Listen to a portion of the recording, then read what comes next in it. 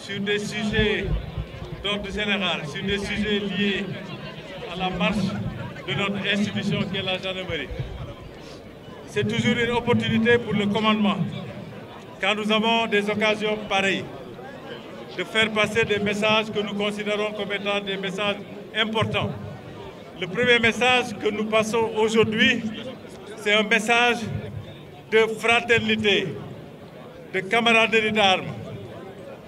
Sans cette fraternité, sans cette camaraderie d'armes, surtout entre les forces de défense et de sécurité, il peut être très difficile pour nous d'exécuter nos missions régaliennes de manière déterminante, de manière réussie.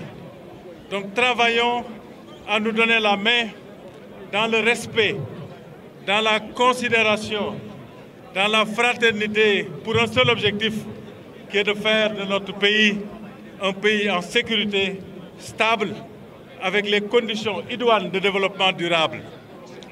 Mais aussi, il faudrait que nous créions les conditions de fraternité avec les populations qui sont notre raison d'être.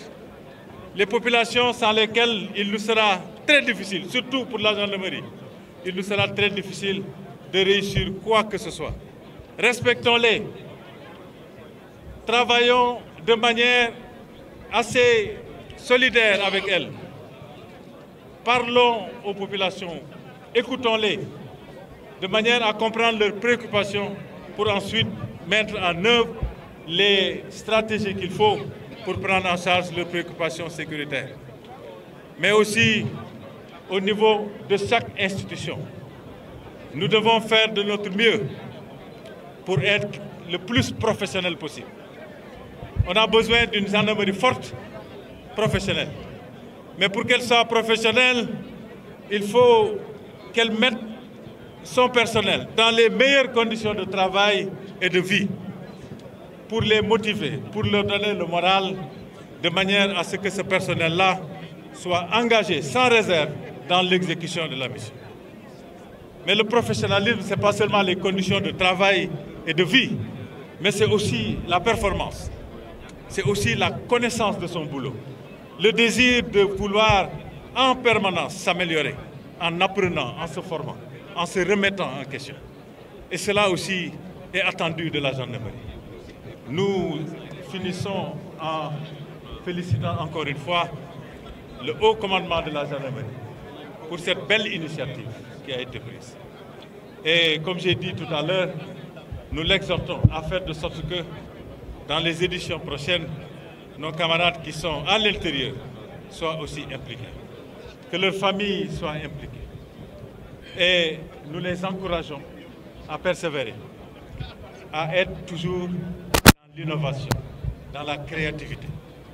Aujourd'hui, nous sommes dans un monde qui évolue très vite, dans un monde dynamique, où les distances se sont rétrécies et le temps s'est accéléré. Et chacun d'entre nous doit être conscient de ça et faire de sorte qu'il soit toujours dans une dynamique de bouger.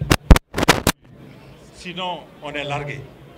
Et donc, il faut aussi innover, créer, imaginer, de manière à toujours créer les conditions adaptées à la prise en charge de nos préoccupations actuelles. Voilà ce que je voulais dire. Je ne peux pas terminer sans appeler la gendarmerie à faire des efforts pour une bonne intégration du personnel féminin dans la gendarmerie. La gendarmerie ne sera jamais la gendarmerie que nous attendons si elle n'est pas capable de créer les conditions d'harmonie qui permettent à nos sœurs, à nos filles, à nos compatriotes de venir servir dignement aux côtés des hommes leur pays sous les drapeaux, sans discrimination, à chance égale. Voilà ce que je voulais dire. Bon, maintenant,